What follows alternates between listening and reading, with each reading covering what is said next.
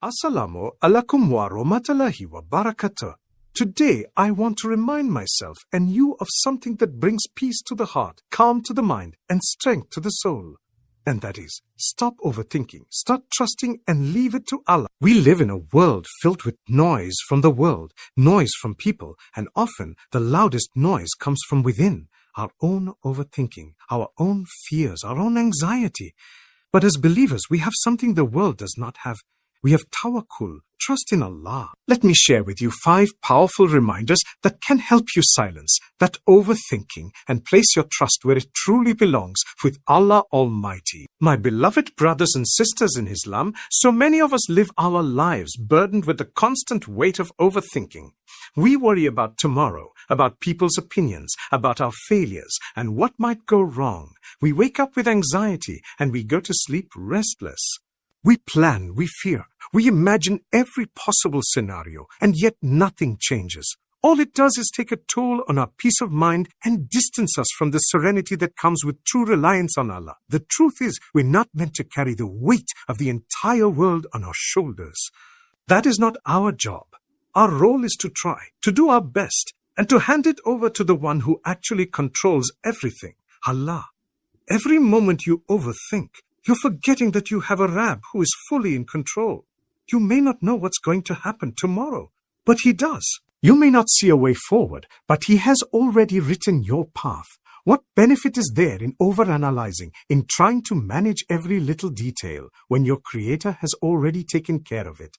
The more you obsess over outcomes, the more you forget who manages those outcomes. Allah is not unaware of your worries. He knows what keeps you up at night. He sees the tears you cry silently, and He is closer to you than anyone else ever can be. But the test is this: will you trust Him? There is a peace that comes when you finally let go and hand your affairs to Allah. It is like releasing a weight that you were never meant to carry. When you begin to believe, truly believe, that everything happening is part of a divine plan, your heart begins to relax. Your soul begins to breathe. You begin to live with the beautiful awareness that nothing, not a single moment, happens except with His permission.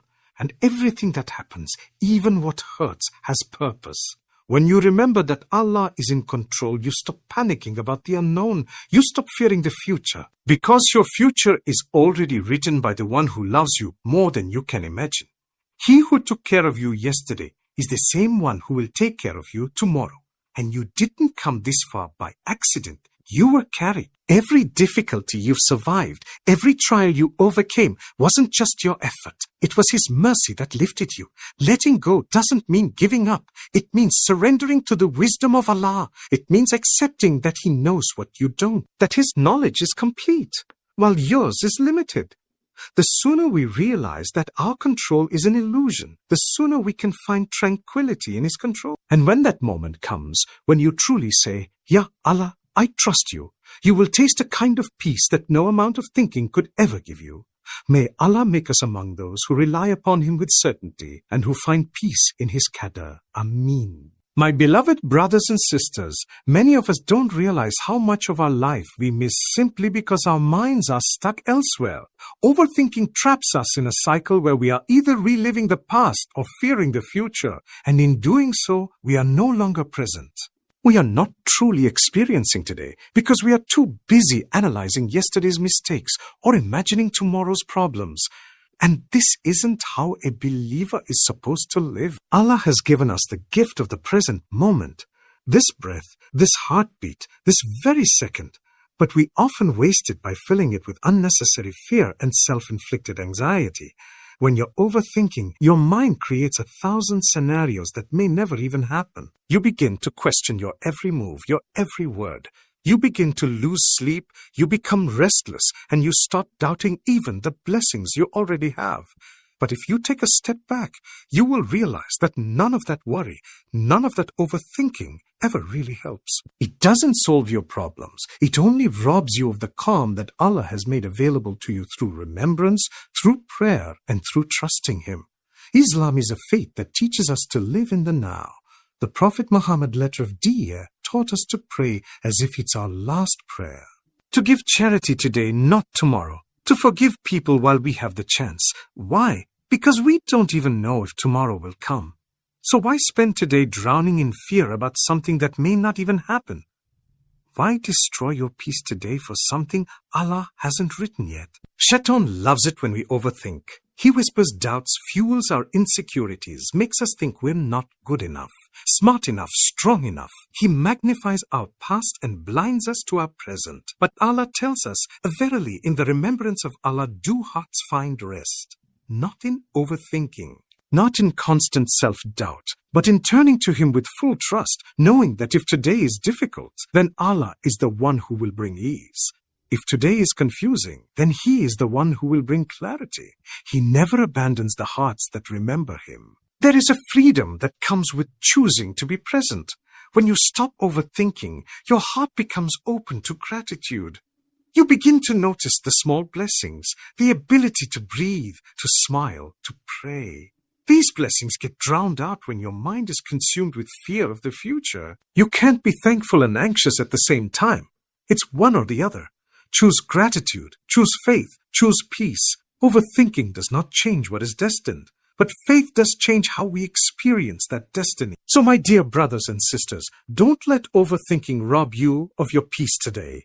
Say Alhamdulillah, trust in Allah, and live in this moment with full faith that whatever comes next, you will face it with His help. May Allah protect our hearts from unnecessary worry and fill our lives with contentment. Ameen. You said, expand 3 into 500 words, but don't mention subheadings, ChatGPT said.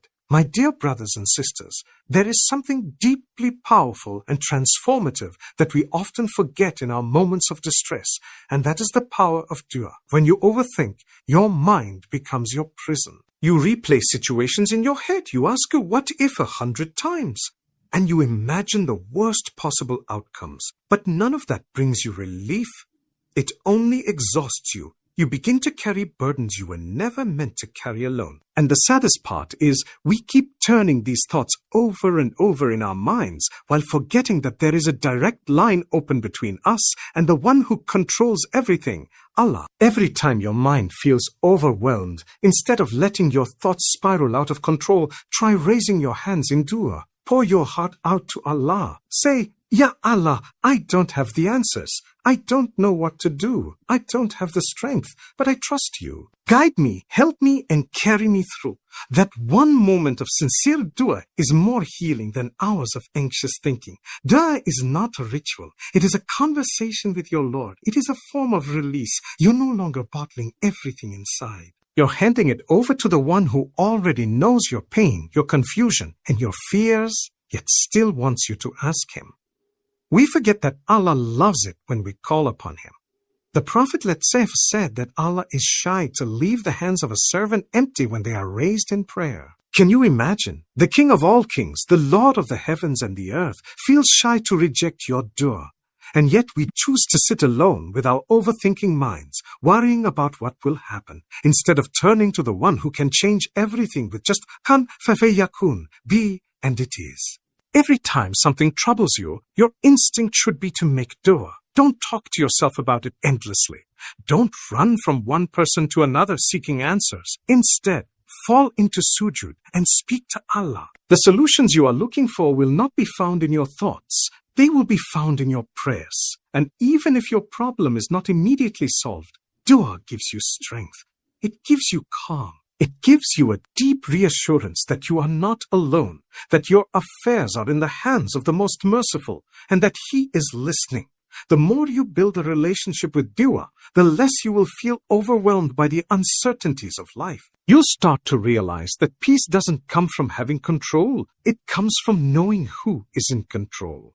So talk to Allah about everything. Make dua when you're happy and when you're in pain. Ask Him for clarity, for patience, for guidance, and trust that your duas are never wasted. They either bring you what you asked for, or something even better, or they protect you from a harm you never saw coming. May Allah make our hearts firm in remembrance of Him, and may He make us of those who turn to Him in every moment, replacing overthinking with sincere dua. Ameen. One of the greatest misconceptions we carry is the idea that trusting in Allah means doing nothing, that if we leave it to Him, we stop trying, we stop working, we stop planning. But that is not what Islam teaches us. Real trust in Allah, true tawakkul, is not laziness or surrendering to despair. It is strength, it is power, it is peace in motion. Trusting Allah means that you tie your camel tightly, you do your best with sincerity, and then you hand over the result to Him without worry or regret. It means you stop trying to control what is beyond you and find peace in doing what is within your reach. Our Prophet Muhammad taught us the balance. He showed us that we must act with effort, with planning, with wisdom, but never with arrogance. He tied his camel. He wore his armor in battle. He consulted his companions. He strategized. But through it all, his heart was never attached to the plan itself. His heart was attached to Allah. He knew the plan could fail, but Allah never would. That is what we need to revive in our own hearts. The ability to try our best while never losing our peace if things don't go the way we wanted. When you place your trust in Allah after making your effort, you become unshakable. You become resilient. Because you understand that the result is not in your hands, and that's okay. Allah sees what you cannot see. He knows what you do not know. Maybe you wanted something so badly, and you didn't get it. Maybe you prayed, you planned, you cried, and yet the door remained closed. In those moments, Shaitan wants you to doubt yourself and your worth. But that is not what a believer does. A believer says, Alhamdulillah, because if Allah didn't give it to me, then it wasn't good for me, or maybe not good for me yet. This level of trust isn't easy. It requires constant reminders. It requires you to shift your perspective and ask, am I placing my trust in the outcome or in the one who decides the outcome? Because when your trust lies with the outcome, you'll constantly feel broken when things don't go your way. But if your trust is rooted in Allah, you will never feel truly lost.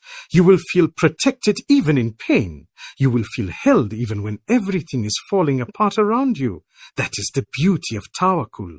So never confuse trusting Allah with weakness. It is the greatest strength a believer can have.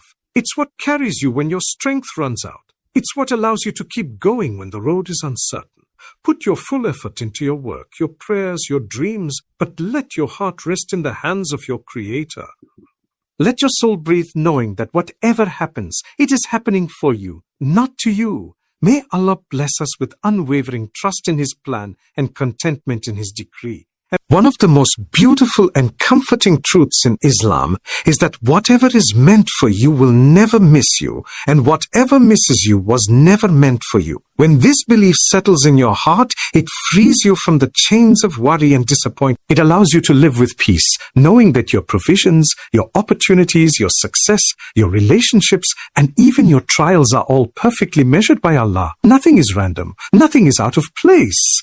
What is written for you will find its way to you, even if it is beneath two mountains. And what is not written for you will never reach you, no matter how hard you chase it. Sometimes we overthink and exhaust ourselves trying to force things to happen, whether it's a job, a marriage, a dream, or a solution to a problem. We keep knocking on doors, and when they don't open, we feel frustrated and defeated. We ask, oh, why is Allah not giving me this? I've made do. I've worked hard. I've waited patiently.